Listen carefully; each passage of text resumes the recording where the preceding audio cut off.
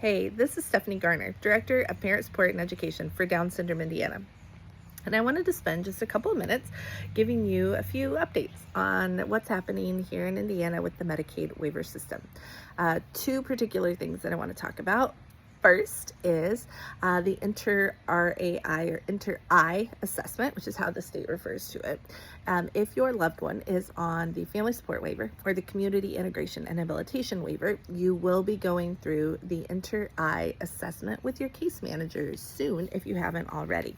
That assessment is incredibly important because, as we mentioned in our previous video, that is the assessment that determines whether or not your loved one keeps the waiver. So when you do that assessment, your loved one has to exhibit need in 3 of the 6 areas of life or domains of life. I can't remember how they refer to it, but they have to exhibit a need in 3 of those 6 areas. So the answers to the questions are incredibly important. And when you are answering those questions, it's incredibly important, again, that you think about how your loved one does compared to other individuals their age, and then how your loved one would do with no support.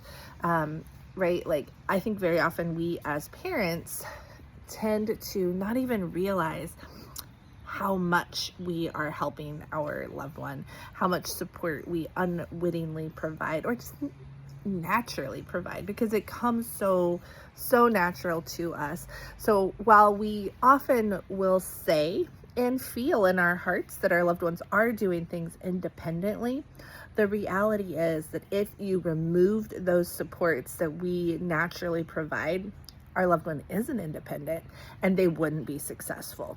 So really thinking about all of the things that you do to help support your loved one in making a meal, in getting dressed, in grocery shopping, whatever it is.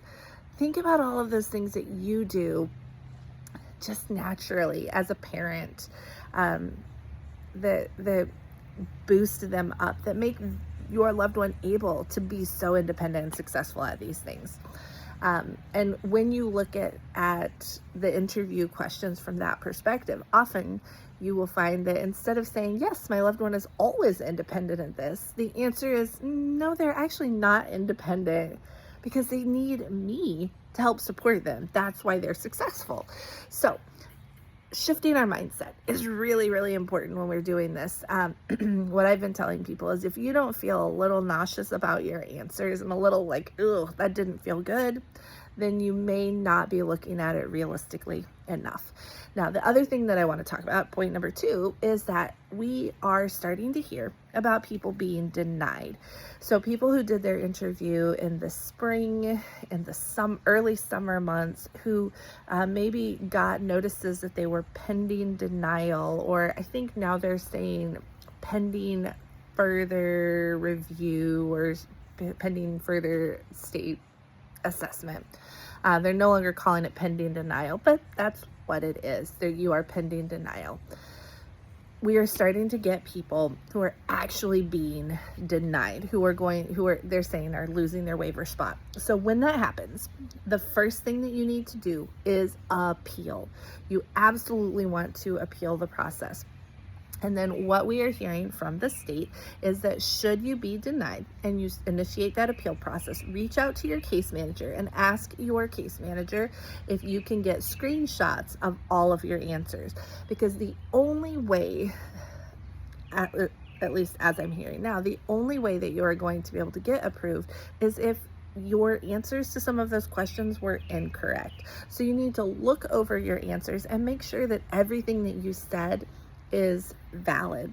And if you can pinpoint, like, oh, the answer to this question, I shouldn't have said that because really they're not independent in this area, and you change some of those answers, and then they show an area of need in that domain of life, then you could potentially get that waiver back. That is what I'm hearing now. So if you are having problems, please reach out to DSI. We're happy to talk things through. We're happy to connect you to, people that we know who can help you through this process. And one of my requests for you would be this. even if you feel really comfortable about this whole process and you feel like you're doing okay, not everyone knows this stuff. So reach out to your friends, reach out to other people you know in our Down syndrome community and the disability community who maybe don't have access to this information, and say, hey, is your kiddo on the waiver? Do you know about this assessment? Let me make sure I tell you about this, because we need to get the word out. We need to make sure that people know that this is happening. We need to make sure that people know that there are organizations that can help. So if you are struggling with this, reach out to Down Syndrome Indiana, reach out to the ARC of Indiana, reach out to the Autism Society, reach out to a disability advocacy organization, and get some counsel, get some help, because you're not alone. Nobody's alone in this, and we want you to be able to get the help and the resources that you need.